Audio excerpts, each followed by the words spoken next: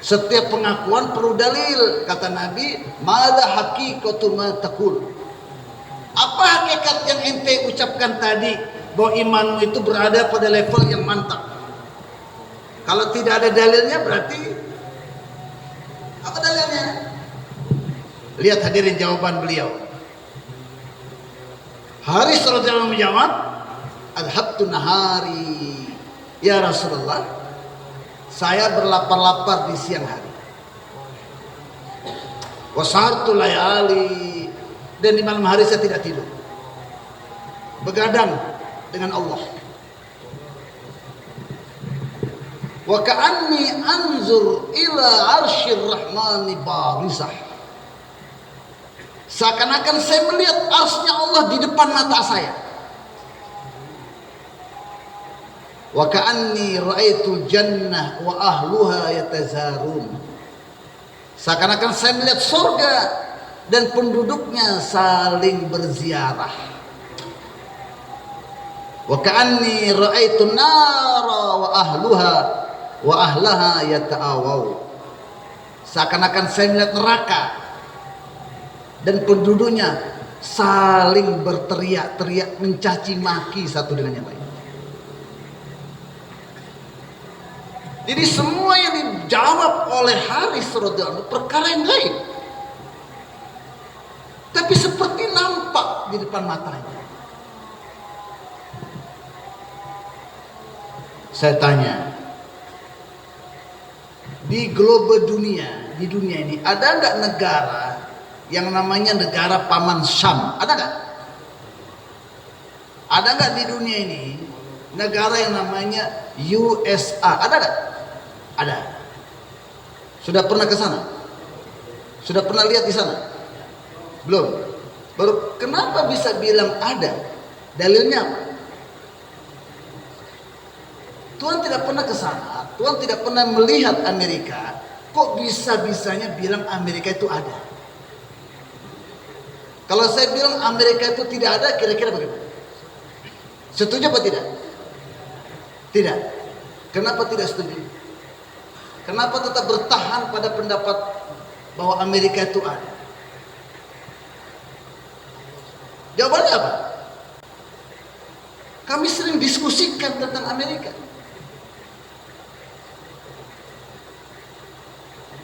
Bahkan film-filmnya pun kami lihat. Jadi begitulah hadirin. Sahabat hari-hari berbicara tentang perkara yang gaib.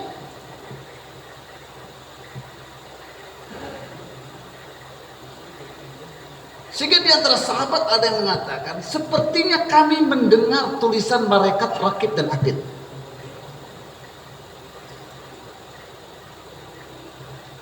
Saking sibuknya mereka berbicara tentang akhirat, saking sibuknya mereka mengurus urusan akhirat, Allah ridho dengan mereka. Allah perdengarkan kepada mereka sedikit-sedikit apa yang akan terjadi dan sedang terjadi di akhirat. Suatu ketika terdengar suara dentuman yang keras. Rasulullah SAW bertanya, "Kalian dengar tidak suara tadi?" "Dengar ya Rasulullah."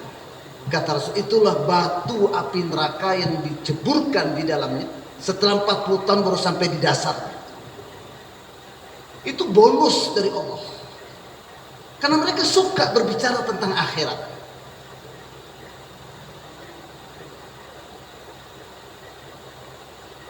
Pertama, hidup di dunia sementara.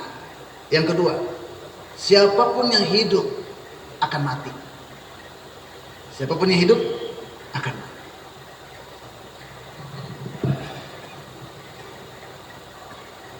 Dunia sementara.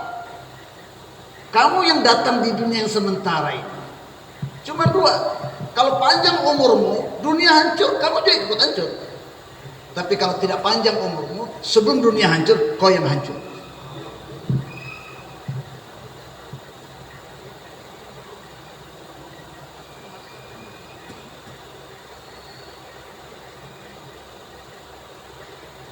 Yang ketiga,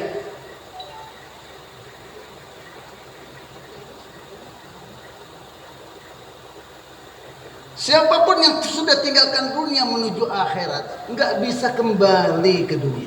Nggak bisa kembali. Orang yang selama di dunia tidak meletakkan akhirat di depan matanya. Orang yang selama hidup di dunia, kesibukannya hanya untuk membangun dunia, bukan membangun akhirat. Membangun akhirat dengan amal. Dunia terbentuk secara zahir, kita lihat dengan duit. Orang yang hanya cari duit untuk membangun materi di dunia ini, dia tidak mencari hidayah untuk membangun amal dalam kehidupan dunia sehingga terbentuk akhiratnya. Kalau akhirat sudah terbentuk, maka Allah berkahi dunia. Dunia pun dibentuk dengan amal. Itu dia tidak buat. Maka tatkala jatah nasinya sudah habis, jatah seteguk airnya sudah habis, jatah udara yang dia harus hirup sudah habis, Allah suruh malaikat datang cabut nyawa. Saat itulah kekuatan ruh mulai muncul, di mana istri, anak, proyek, toko, galon, ojek, kebun, sawah, pabrik yang dilihat selama ini nggak kelihatan, satu pun benda nggak kelihatan, termasuk jam yang di tangan, pakaian yang di tubuh nggak kelihatan. Sedangkan malaikat yang tidak nampak, tidak pernah kelihatan, mulai nampak di depan mata. Dan saat itu permintaan orang sibuk cari duit, yang gara-gara duit nggak bisa keluar 4 bulan, nggak bisa keluar 40 hari, nggak bisa keluar 3 hari. Gara-gara cari duit nggak bisa jualan 1, nggak bisa jualan 2. Gara-gara cari duit nggak bisa datang markas. Gara-gara duit nggak bisa itikaf malam markas, harus jaga toko lagi pada Isya. Duit, semua masalah duit. Minta cuma satu, qala rabbirji'i, ya Allah tunda dulu kan.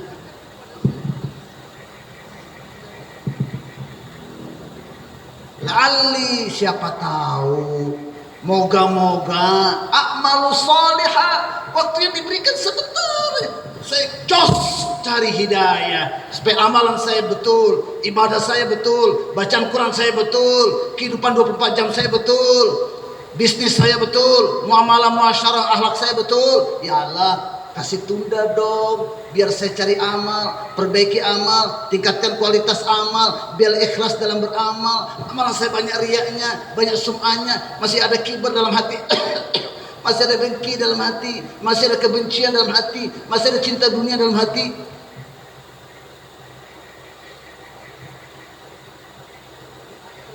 Sampai Fir'aun pun tatkala melihat malaikat depan matanya mencabut nyawanya, Fir'aun bilang, amantu bila ilaha illallah, tidak dia ucap. Kalau illallah sudah beriman dia kan. Allah punya nizam. Amantu bila ilaha illa amana bihi bani Israel. Ya Allah, saya sekarang beriman seperti imannya Bani Israel. Nggak bisa diucapkan la ilaha illallah.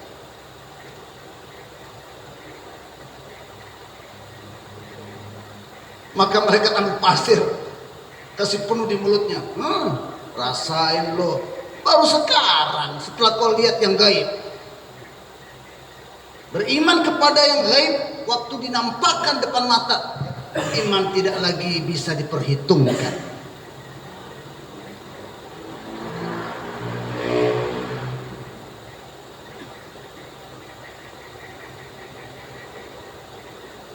Siapa yang hidup pasti akan meninggalkan dunia ini menuju alam akhirat.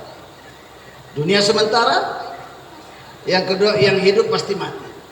Yang sudah mati melewati pintu kuburan, pintu kematian, masuk di kubur, nggak bisa kembali. Seperti air susu sudah keluar daripada putingnya, air susu itu tidak akan mungkin kembali ke puting. Demikian yang sudah meninggalkan alam dunia lewat pintu kematian, masuk di alam barzah, tidak akan bisa kembali ke dunia. Allah berfirman dalam hal ini, hiya kalimatun wa qailuha wa min waraihim barzah ila yaumi yub'atsun. Itu kalimat permohonan tadi percuma.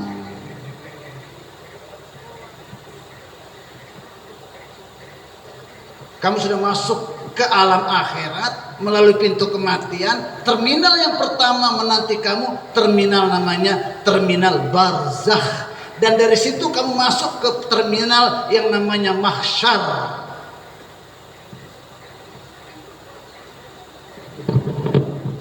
Hadirin yang dimuliakan Allah Subhanahu wa taala. 3 hidayah. Dunia sementara, siapa yang hidup pasti mati, dan siapa yang sudah mati menuju alam akhirat nggak bisa kembali ke dunia. Yang keempat, apapun yang dia buat di dunia ini, di masjid hakul yakin, dia masuk dengan kaki kanan, tiba-tiba dia lihat di depan matanya ada rambut yang terletak di masjid hakul yakin. Diambil rambut itu, dimasukkan di kantong, kemudian setelah itu dia keluar, masukkan selesai sholat di tempat sampah. Satu rambut kotoran di masjid diambil, dibuang di tempat sampah.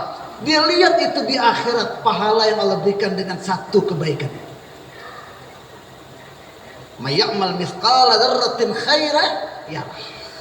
Sebesar biji zarah kebaikan yang dia lakukan di dunia, dia akan lihat itu di akhirat. Keburukan yang satu sekecil itu pun tertulis di kitab catatan amalnya. Iqra kitabak kafa bi nafsika al-yawma 'alaika hasiba. Baca sendiri. Ada tidak di situ? Kau ambil sabun orang lain tanpa izin untuk mencuci tanganmu. Dilihat juga keburukan yang sekecil apapun di akhirat. Olehnya itu kekasih-kekasih Allah, 40 tahun dia menangis atas dosa itu. Dosa apa yang kau kerjakan sehingga menangis kamu sampai 40 tahun? Tamu datang ke rumah saya kasih ikan sama dia, masak ikan, bau-bau ikan di tanganku, tidak ada kain, maka aku gunakan dinding tetangga yang dari tanah, usap-usap tanpa izin dari tetangga. 40 tahun saya menangisi dosa itu.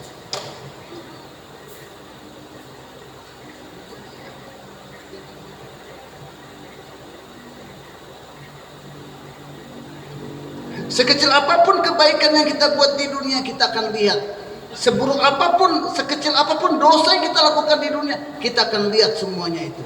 Dan yang buat satu kebaikan dapat pahala, dia lihat pahala itu dan menyebabkan dia bisa masuk surga, kekal selamanya di sana. Dan satu dosa yang dia buat, seperti contohlah tidak kasih makan sama kucing. Kucing mati gara-gara dipelihara tapi nggak dikasih makan. Walaupun ahli ibadah, sebab satu dosa nggak kasih makan kucing, dia masuk neraka. Itu hadirin bapak saudaraku yang dimuliakan Allah Subhanahu wa taala. Kita perlu rubah arah kehidupan kita. Wabtaghi fima ataqallah darul akhirah. Kata Allah, cari akhirat yang udah diberikan untuk kamu. Itu surga itu sudah dikasih kita. Allah udah beli diri dan harta kita dengan surga. Surga itu udah milik kita. Tapi ada perjanjian. Kalau saya antar dulu di dunia, saya mau tes, kok amanat ke tidak? Ini harta saya kembalikan kepada kamu, waktu hidup saya berikan kepada kamu, tapi itu amanat, bukan milik kamu lagi. Karena kau sudah dapat surga. Tapi nanti kau masuk surga setelah 60-70 tahun. Tapi 60-70 tahun ini saya tes dulu. Kok amanat ke tidak? Perhatikan, harta dan diri itu kau gunakan pertama untuk menyebarkan agamaku. Tinggikan kalimat-kalimatku di ujung-ujung dunia. Bawa harta dan diri itu keliling dunia. Ini yang pertama, menggunakan harta. 250 negara kita harus sampai keliling dunia. 7 benua kita harus sampai ke semua benua itu untuk menunaikan tanggung jawab ini. Faman aufa bi ahdihi, kata Allah. Siapa yang tunaikan janjinya ini? Kita sudah berjanji, kita akan gunakan harta dan diri untuk memperjuangkan agama. Yang kedua, sisanya kita gunakan untuk kemaslahatan umat, untuk kepentingan umat. Ada sisanya untuk keperluan keluarga, untuk keluarga sekedarnya. Sebagian besar harta, waktu dan diri kita gunakan untuk agama dan untuk umat. Fastabshiru, kata Allah. Berikan kabar gembira orang yang menunaikan janjinya ini. Apa kabar gembiranya? Ya surga itu layak kau dapat. Wadzalika huwa fawzul adzim. Jadi di dunia ini kalau kita bisa menggunakan harta dan diri untuk memperjuangkan agama dan untuk kemaslahatan umat, walaupun karena itu kita belum punya rumah sampai sekarang, masih sewa rumah, Walaupun sampai karena itu kita masih pakai sepeda entol kah ontel? Sepeda ontel dapat uang 50 juta keliling dunia lagi, nggak beli mobil. Tetap rumah sewa, nggak pakai rumah-rumah yang besar-besar. Misalnya. Tapi kata Allah, itulah kesuksesan yang sesungguhnya. Itulah kesuksesan yang besar. Bukan kesuksesan itu kalau kita punya mobil, punya rumah, punya pabrik. Bukan itu, Mas. Sukses hidup ini kalau kita jalani kehidupan seperti perjanjian kita dengan Allah.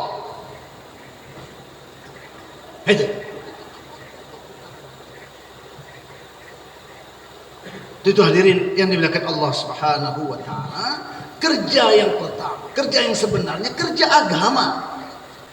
Tapi kalau manusia dibiarkan ngurus keperluan,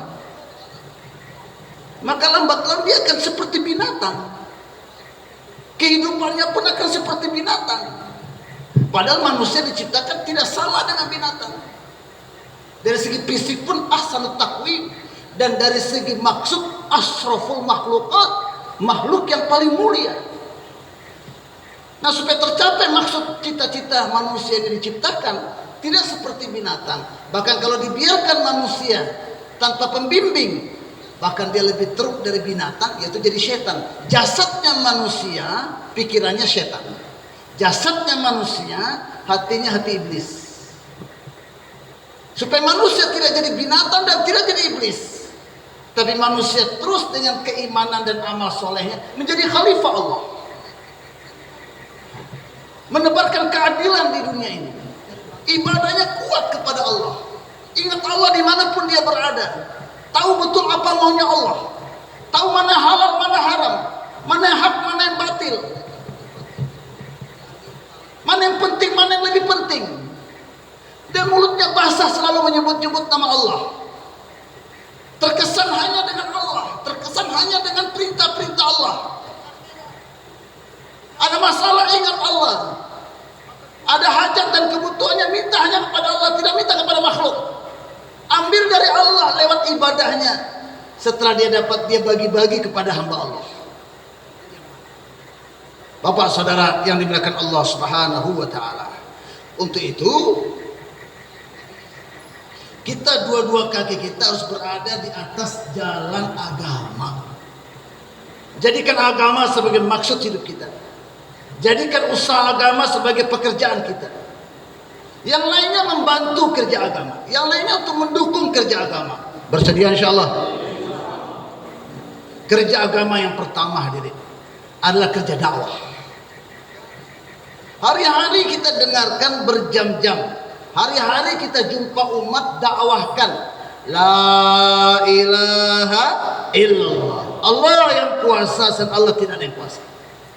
Pekerjaan tidak bisa mendatangkan duit, duit Allah yang kasih. Kadang Allah kasih kita dengan kerjaan, kadang tanpa kerja Allah kasih kita duit, kadang Allah hancurkan pekerjaan kita untuk kasih kita duit lebih banyak.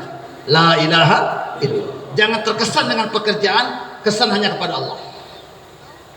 Apa alamatnya kita yakin Allah yang kasih duit bukan pekerjaan? Alamatnya hadirin, waktu kita banyak dalam dakwah bukan dalam cari duit.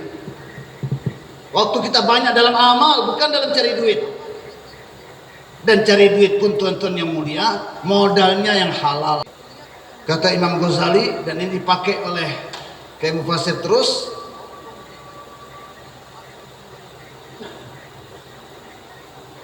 at-ta'am bidrul amal.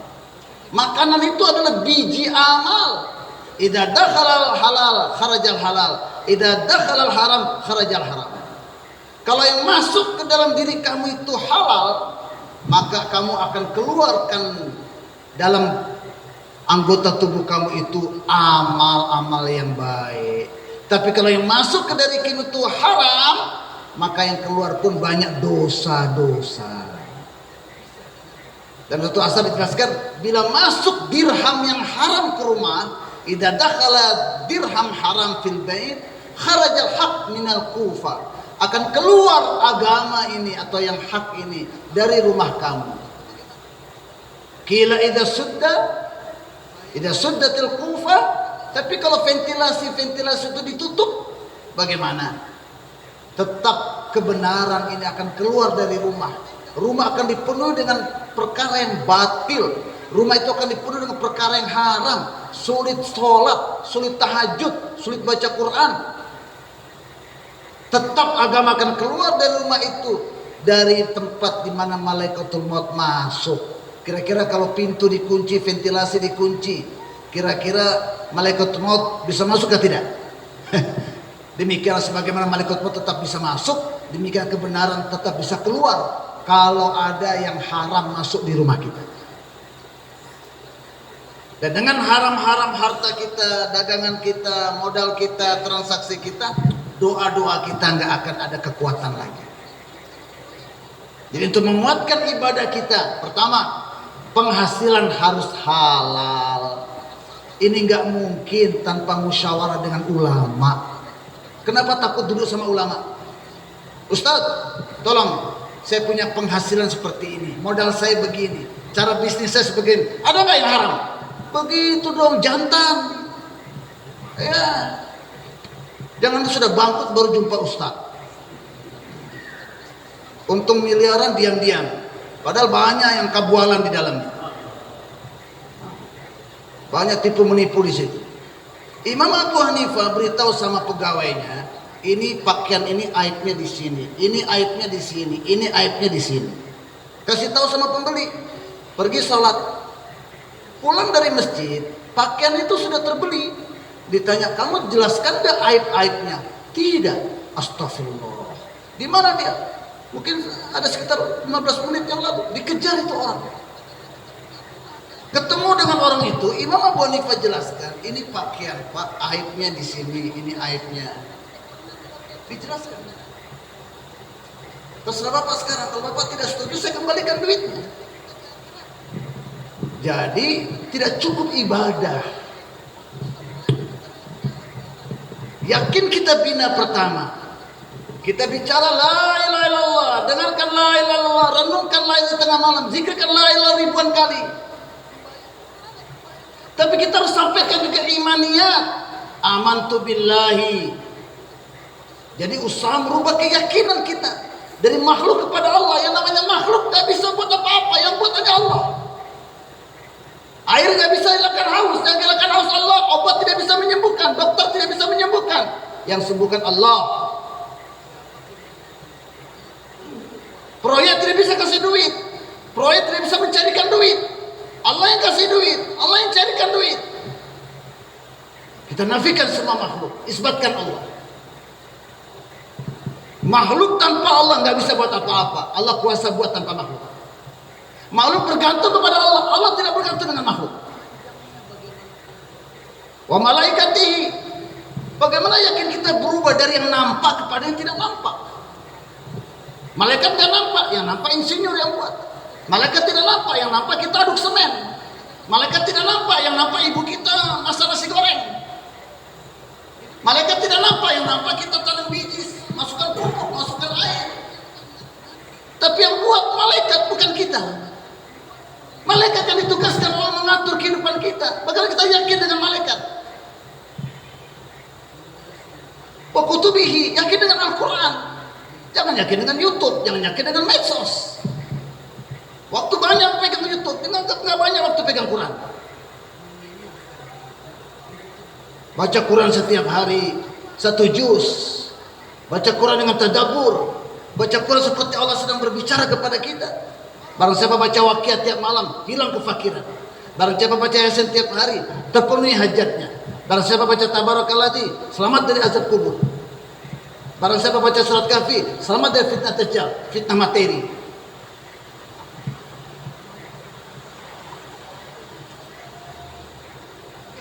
Quran akan memberi syafaat yang syafaatnya didengar di akhirat. Dan Quran akan menentang orang yang tidak memperhatikan Al-Quran, yang pertentangannya tidak akan ditolak oleh Allah.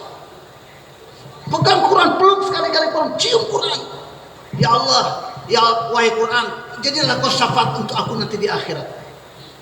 Jadikan anak kita hafiz Quran. Setiap hari minimal 10 ayat, jangan sampai kosong hati kita daripada 10 ayat. Semua janji Al-Quran itu dalam amal. Quran menjelaskan kalau sedekah harta bertambah. Kalau pakai uang dari bank, harta kamu hancur. Yakin dengan janji-janji Al-Quran. Baca Quran jangan berhenti. Khatam baca lagi, khatam ulang lagi. Allah. Wa rusuli. Bagaimana yakin kita dengan nabi-nabi, jangan dengan artis-artis. Jangan pelajari kehidupan artis, hitam hatimu. Pelajari kehidupan nabi-nabi. Superman bisa terbang, bohong. Nabi terbang ke langit sama dengan bulog. Sampai di bulan belum tentu, belum ada bukti, hanya film-film. Tapi Nabi di bumi, tangannya ke arah bulan, bulan terbelah. Semua hipotesa binatang yang dimajukan. Kalau kamu ikuti kehidupan mereka, akan kamu seperti binatang. Binatang jadi pemimpin kamu. Jalan lurus, letakkan Nabi di depan kita. Nabi sampai kepada Allah pencipta bulan. Bulan itu pun terbelah. Matanya belum berhenti karena Nabi, karena sahabat-sahabat Nabi. Nizam langit dan bumi berubah dengan adanya keyakinan Nabi dan para sahabat. Seorang Nabi, kalau tidak salah namanya Yusuf, serta Nabi Musa, berperang di Kan'an, di Palestina sana. Sebelumnya Bani Israel tidak mau berperang, bodohnya besar-besar. Datang Nabi, suruh berperang, berangkat. Tapi sudah mau menang ini. Pas Sabtu, malam Sabtu kan dimulai maghrib. Itu orang Yahudi kalau Sabtu tidak boleh kerja, tidak boleh perang. Sudah mau menang ini, kok berhenti? Macam mana? Maka Nabi Musa angkat tangan, ya Allah. Dia berdoa, kemudian dia bilang sama matahari, matahari, kau diperintahkan, saya juga diperintahkan.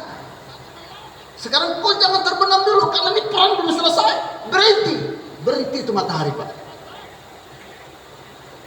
Hanya nabi-nabi yang diberikan kekuatan seperti ini. Nah, kita kerja mengikuti kerja nabi-nabi ini, maka nizam Allah akan ditundukkan untuk kita. Tapi pertama hancur dulu materi dalam hati kita, baru hancur materi di dunia, kekuatan dunia ini. Kita harus sampaikan ini. Idola kita, idola nabi-nabi. Jangan ikuti kehidupan para artis-artis, pahlawan-pahlawan yang dikatakan mana-mana. Artis kita, idola kita, pemimpin kita, fashion dalam kehidupan kita, hanya nabi-nabi. Kehidupan Nabi 24 jam kita ikuti, tanpa harta dan hartawan, tanpa pejabat dan jabatan-jabatan, tanpa sawah ladang dan tuan-tuan tanah, tanpa pedagang dan dagangan yang besar-besar. Kita berjaya dunia dan akhirat. Sebaliknya kalau kita berdagang dekat dengan pedagang besar, kalau kita berpengusaha dekat dengan pengusaha besar, kalau kita mau cari jabatan dan berusaha dekat dengan para pejabat-pejabat, dengan meninggalkan kehidupan Nabi, celaka dunia, celaka akhirat.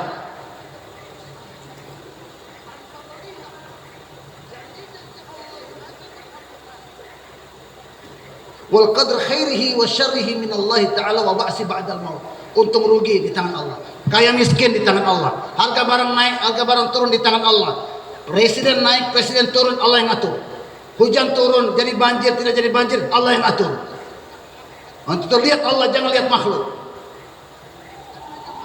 Wal ba'si ba'dal maut, dan kehidupan setelah mati. Itulah kehidupan yang sesungguhnya. Itu yang banyak dibicarakan.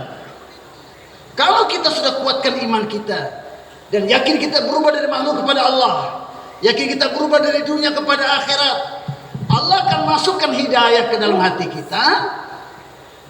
Dan nur hidayah itu masuk ke dalam hati akan memperlihatkan kepada kita kejayaan di dalam amal, bukan dalam jabatan, bukan dalam pangkat, bukan dalam dagangan, bukan dalam pabrik, bukan dalam sawah dan ladang panennya. Tidak ada lagi kita melihat kejayaan di situ. Kejayaan hanya di dalam mentaati hukum Allah.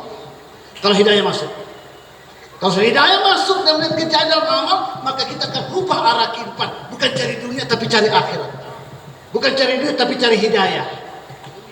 Mulai kita atur waktu kita, secepatnya 4 bulan. Setiap tahun kita ulangi lagi 40 hari. Setiap bulan 3 hari. Orang lama berubah, tingkatkan usahanya. Setiap tahun 4 bulan. Setiap bulan 10 hari. Dan masa kita kewajiban Allah Subhanahu wa taala itu tertib menggunakan harta dan diri. Pertama nilai kalimatillah, kedua itu kemaslahatan umat, kita bawa ke seluruh dunia. Kalau kamu ingin berjaya, ikuti tertib Al-Qur'an. Harta diri bukan untuk cari duit. Harta dan diri Allah berikan untuk cari hidayah. Dan kalian sebagai umat Rasulullah, kalian khalifah Allah, kalian umat Rasulullah, Indonesia, Pakistan, India, Amerika, Australia, orang Padang, orang Jawa, nomor 2. Pertama, kita hamba Allah, kita khalifah Allah, kita naibnya Rasulullah. Nabi tidak akan datang lagi kalau sudah tutup pintu kenabian.